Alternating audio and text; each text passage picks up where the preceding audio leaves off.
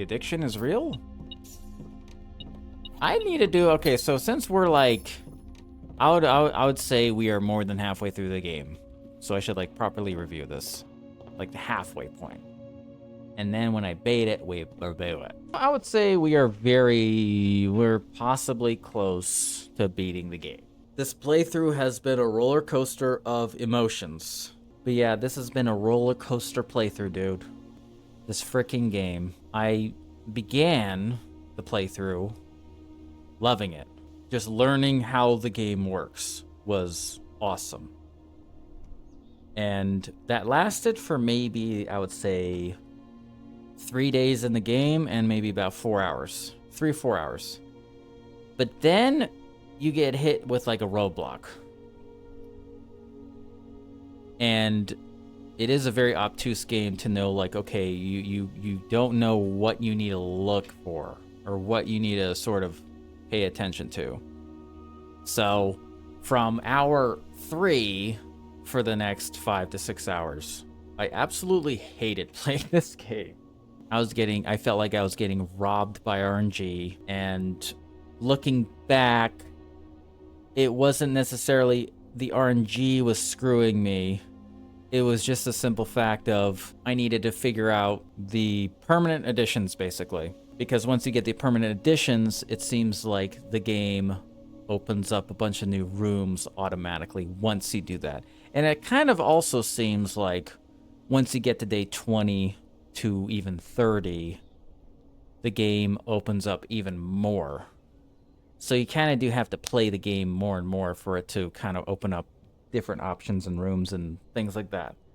So yeah, it went from this game's pretty sick to I can't stand the game. And now since we've broken through on the other side of the pain, I think this game is absolutely incredible. I like this game more now than when I did when I first started it. I think it's way better than when I first started at this point in the game. Because I think the game, when you're playing this in the beginning, when you think I just need to get to the antechamber and that's the only goal, it's kind of lame. It's kind of like a lame experience. Because it's just like, okay, I just need to like get there and get the right room to unlock the room. And that's pretty much it. But once these other things and meta puzzles and meta mysteries opens itself up, that's when the game really cooks and becomes brilliant. Like, this game, it really is brilliant. It's hard because does it meet the hype? I would say it does with an asterisk. Even though everyone says don't spoil yourself before you play the game, I would say, and I also do empathize with people who get to the point where they stop playing. They're like, frick this game, I don't care. I'm getting tired of the bad RNG and blah, blah, blah. I would say to anyone who it gets to that point, I think it's okay to spoil yourself on the permanent additions. Like, just look up how to do them. You're not missing out on the entire experience of the game if you just spoil yourself on those puzzles, I think. I think if you just, like, look up how to do those, then I think you can experience the rest of the game in full and still have fun with unraveling all the other puzzles. So that would be my recommendation, because I think a lot of people got stuck in the same part of the game that I did.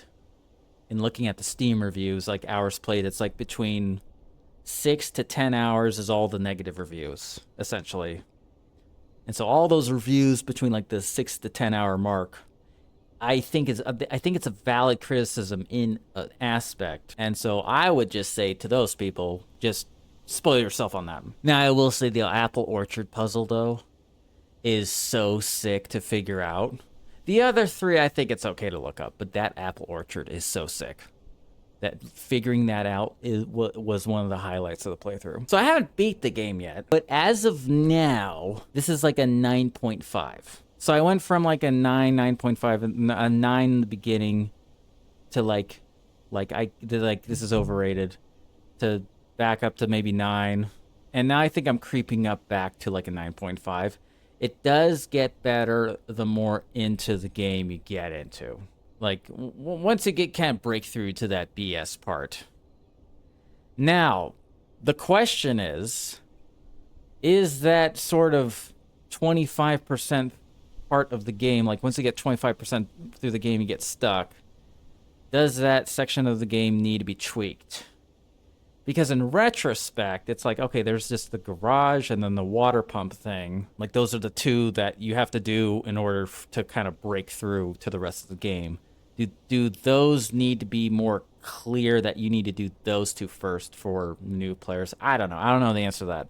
Because after getting to this point, I don't think the RNG necessarily needs to be better. But at this point in the game, I'm sort of like, well, actually, at this point, it's really good. Like, it is addicting to play it at this point. It's just that 25% mark, pulling your hair out. Yeah, it's like you miss a step you didn't even know about.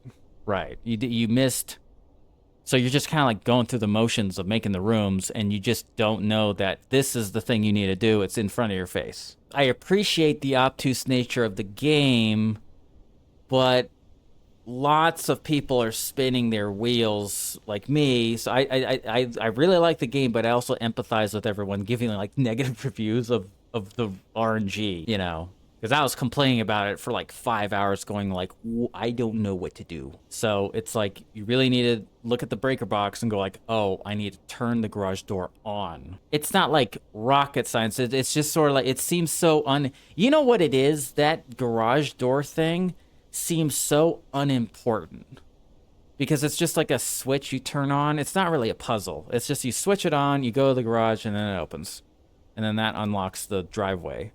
So maybe it's like, it's so basic that you're over analyzing the entire game. So when you get to that point, you just miss it, because it's just like, it's such a, you just turn the switch on and then it opens up the, it's not a puzzle. It's just like, do that and then get to the room kind of a thing.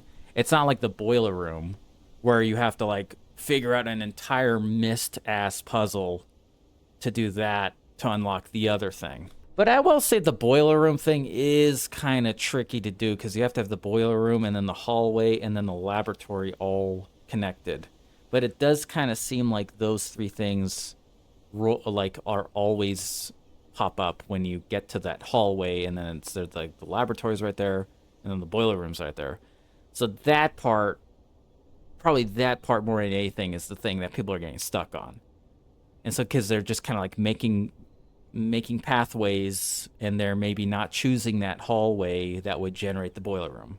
Because I'm gonna guess that that's the part everyone's getting tripped up on the most, is the boiler room thing. That may be fine. That may need to be fine-tuned, because probably people are spending hours getting lost and not completing that specific section. So other than that, like, just ignoring that, this game is pretty sick. This is very engaging. Every time I just turn the game on now, it's at the point where it's like I'm super engaged with figuring out every little thing going on, like all these little puzzles. And so I am extremely engaged. And now that I'm getting a lot of upgrades and stuff, now it's like, oh, I got a bunch of money. I'm starting with more money now. Like I got a bunch of allowance money. So it's like, oh, cool, I can buy like a shovel. And then I can unlock more stuff. So it's becoming more fun to be like, ooh, I've got this thing to get more items, more dirt to dig. It's pretty sick. So as of now, I think this is definitely one of the best games of the year at this point. It's been such a roller coaster, dude. I hated this game like 2 days ago, and now I love it. Now I cherish it. You know what? That does make the game way more memorable because of that.